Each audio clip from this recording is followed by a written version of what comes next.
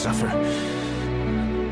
Every night, I can feel my leg and my arm, even my... No. We're just gonna... Yeah, I think we're just gonna... Hey guys, let's talk a little bit about aspect ratio.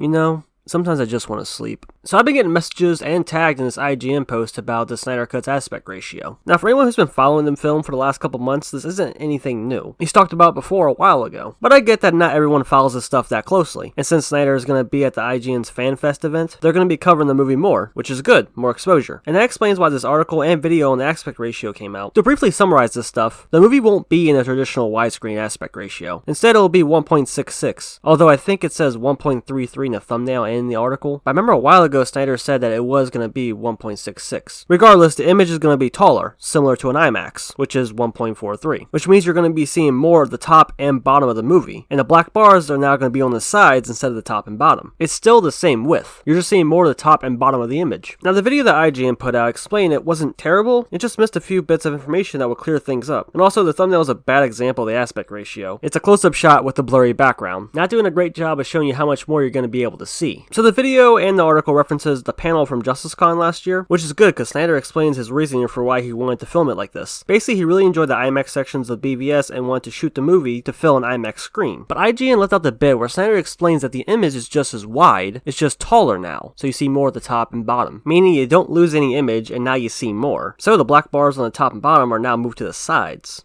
Underneath, the image is this size. So this box is what is photographed by the camera, the big box. And then when you see a movie on TV, they just put these black bars over that, unless it's shot digitally, and then it is only what, there's nothing above or below. But if it's shot on film, like this movie was, there's extra information up here and up here, or down here and up here. So I had hoped that one day people would be able to see the entire motion picture.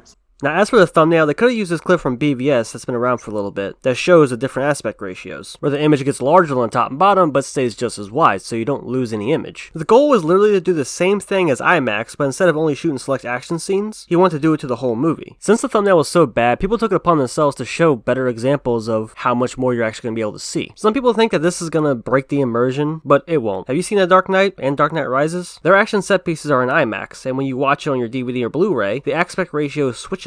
It shows you more of the top and bottom. I never heard anyone complain about the switching of aspect ratios being immersion breaking. Once you start actually watching the movie, after about 5 minutes, you're not going to notice the bars on the side. The same way how when you're watching a movie normally, you don't notice the bars on the top and bottom. I think the pushback's from people who don't like change, or they think they're missing part of the image on the sides. And after watching this video, I see why they would think that. It left out those few important bits of information that will clear that up. I think people should really just watch the trailers on their TV to really get a sense of what it's going to look like. It's going to be just like when you watch any other movie in widescreen. You're just going to ignore the black bars and forget they're there. This guy here showed a nice little comparison about how it looks on your phone versus how it's going to look on your tablet, computer, or your TV. The black bars aren't nearly as prominent on your computer and TV as they are on your phone. I decided to do it myself, and here's what it looks like on my 18-inch monitor and my 40-inch TV. It looks fine. After about 10 or 15 seconds, I don't even notice the black bars. I like this comment. He's smoking that pack if he thinks I'm going to watch a movie with black bars for no reason. You already watch movies with black bars. They're on the sides now instead of the top and bottom. This one's quite intriguing. I get that more of the image will be seen now, but seriously, what the hell was he thinking? This guy is so pretentious sometimes it chokes me. I wanted to see this, but this ratio kind of takes the piss out of it for me. Still a watch, but seems like an absurd reason to shoot it like this. So you understand that this ratio will give you more of the image, and you think it's pretentious and absurd? No, it's really absurd. Filming a whole movie in IMAX, but then for the home releases, it gets cropped to 2.39 to 1, which will happen with Avengers Infinity War. Whole movie, shot in IMAX, but yet you can't experience that with the home release. And instead it has its ratio switched to the standard widescreen. So now you're missing the top and bottom of these scenes. But with the way Snyder is doing it, it's similar to IMAX. You're getting the entire full image, top and bottom. Someone tagged me in the IGN post and said I better mention A24's and Wes Anderson's movies.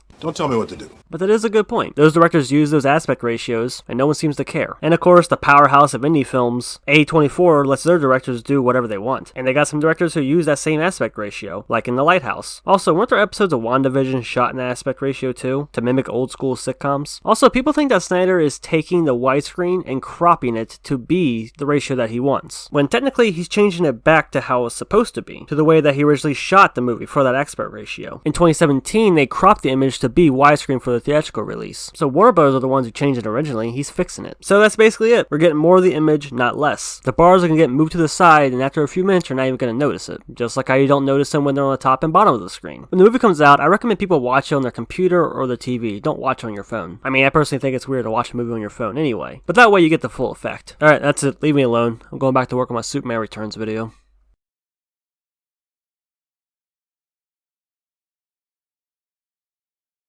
Almighty push!